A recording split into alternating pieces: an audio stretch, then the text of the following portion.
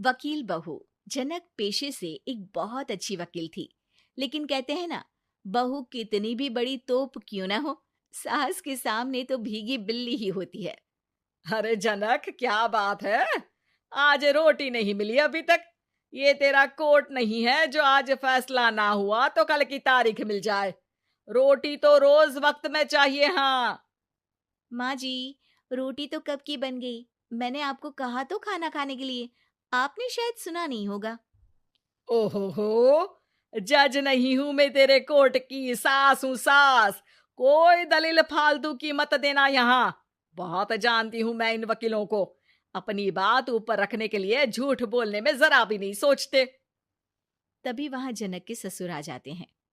अरे भाग्यवान, क्यों बेचारे के काम को कोसती रहती है हमेशा। मैं भी तो था वहां जब ये आई थी तुझे रोटी खाने को बुलाने के लिए। सास को तो अब गुस्सा आ जाता है कि कैसे किसी ने बहू की साइड ले ली। अरे वाह जी वाह। वो तो मैं जानती थी कि कोई ना कोई गवाह तो ये पेश कर ही देगी। पर मैं तो अब सीधा खाना खाकर सोने जाऊंगी। मुझे आदत नहीं है किसी से बहसा बहसी करने की।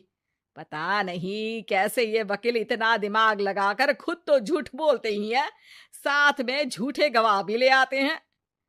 जनक को सास के ताने सुनने की अब आदत सी पड़ जाती है। एक दिन जनक वकील की ड्रेस पर काला कोट पहनकर कोर्ट के लिए निकल ही रही होती है कि अरे कहाँ चली काला कौवा बनकर।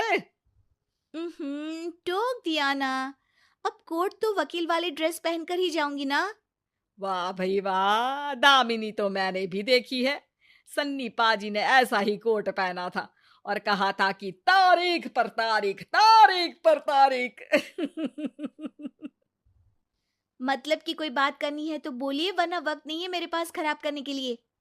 अरे पता नहीं तुझ में क्या देखा मेरे बेटे ने। सारा दिन वकीलों वाली बहस करती है, भोली भाली सास के साथ। अच्छा सुन, जो इतनी बहस मेरे आगे करती है ना, जरा अपने बॉस से कर ले, जो 1 साल भी ना हुए तेरी शादी को और काले कपड़े पहना दिए। अंदर जा और लाल कोट पहन कर आ, पता तो चले कि नई नवेली शादी हुई है। अरे माँ जी, कोर्ट में मेरा बॉस क्या करेगा? ये तो पूरे देश की ड्रेस है वकीलों के लिए। लेकिन सास तो ठहरी सास। अच्छा, तो कोई जरूरत नहीं है 2-4 साल कोर्ट जाने की। शादी थोड़ी पुरानी हो जाए तब इजाजत दे दूंगी मैं तुझे काले कपड़े पहनने की। अब क्या था, मन मारकर जनक को लाल रंग का कोट पहनकर कोर्ट जाना पड़ता है। उसके जाने के बाद आहा, बड़ी आई पूरे देश की ड्रेस की बात करने वाली। अरे पहना दिया ना लाल कोट। अब सास आए दिन या तो जनक को उसके काम का ताना देती, या फिर उसका काम छुड़वा देने की धमकी। तंग आकर एक दिन जनक पति से कहती है, मैं सोच रही हूँ कि कोर्ट जाना बंद ही कर दूं। अरे क्यों यार, इतना अच्छा करियर है, क्यों छोड़ने की सोच रही हो? अरे लाल रंग का कोट पहनकर जाना पड़ता है। हर बात पर सास ताना देती है कि वकील तेज होते हैं, सवाल जवाब करते हैं, झूठी दलीलें देते हैं। अरे तो ठीक है ना, वो जो कहती है अपनी समझ से कहती है, लेकिन तुमको तो पता है ना कि सच्चाई क्या है। जनक को पति की बात से हौसला मिलता है कि तभी घर पर कुछ लोग आ जाते हैं। अरे आइए आइए पंच साहब, कैसे आना हुआ? अरे भाई साहब, सुना है कि आपकी बहू वकील है। तभी वहां सास आ जाती है। हाँ है तो, लेकिन क्या हुआ? फिर कहीं बहस कराई क्या? अरे हम तो खुद दुखी है उसके व्यवहार से। अरे भाभी जी, आपको तो पूरा मोहल्ला जानता है कि आप कितना बोलती है। फिर हम यहाँ बहू रानी की कोई शिकायत नहीं, बल्कि अपनी परेशानी लेकर आए हैं। ससुर जी खुश हो जाते हैं। हाँ हाँ, मैं भी बहू को बुलाता हूँ। जनक वहां आती है, सबको नमस्ते करके बैठ जाती है। बहू रानी, हमारे गांव में बड़ी मुसीबत आ गई है। अब तो पूरे गांव की जिम्मेदारी मानो तुम्हारे कंधों पर है। अरे ना ना, इससे तो घर की जिम्मेदारी पूरी नहीं होती। ये गांव की जिम्मेदारी क्या लेगी? भाभी जी, आप चुप हो जाओ।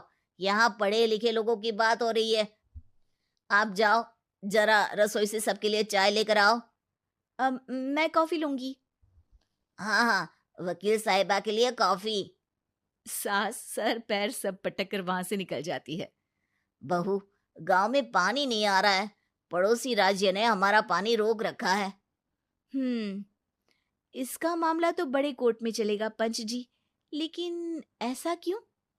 वो राज्य हम लोगों से पानी के पैसे मांग रहा है। अब आधे गांव में पानी की सप्लाई खत्म हो गई है बहुरानी।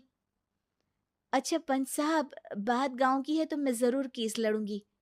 यहाँ एक बार फिर सास की एंट्री हो जाती है। अरे वाह जी वाह, ये काम करवा लो, आप हमारी बहू से बहुत अच्छा करती है। मैं हूं सीधी सादी सास। इस लड़की ने कैसे लड़ लड़ कर मुझे साइड कर रखा है, ये तो अब आपको पता चल ही जाएगा। अरे भाभी जी, आपकी आवाज तो पूरे गांव को सुनाई पड़ती है जब आप बहू रानी को सुंदर वचन सुना रही होती हैं। अरे वकील बहू मिली है, फक्र करो फक्र। हाँ जी हाँ, सारी फकर तो हम लोग ही करें। खैर, अब जो केस लड़ेगी और पानी गांव में आ जाता है, तो पंच साहब लिख कर देना होगा कि हैंड पाइप में सबसे पहले मेरी बाल्टी और घड़ा भरेगा। अरे फिर तो हम बहू रानी के नाम पर घर पर ही सप्लाई दे देंगे, लेकिन ये इतना आसान नहीं है। बहू, गांव के पास अभी वकील करने की भी पैसे नहीं है तो। अरे पंच साहब, ये मेरे गांव का मामला है, मैं आपसे एक भी पैसा नहीं लूंगी। सास को बहू की बात पर गुस्सा आ जाता है, लेकिन सबके जाने के बाद झनक मन लगाकर गांव की परेशानियों को दूर करने में लग जाती है। और वो दिन भी आता है कि झनक केस जीत जाती है। अरे आज तो प्लम्बर आकर घर तक पाइप लगा गया है। खुश हो जाओ, मेरे कारण तुम लोगों को घर के अंदर ही पानी मिल जाएगा।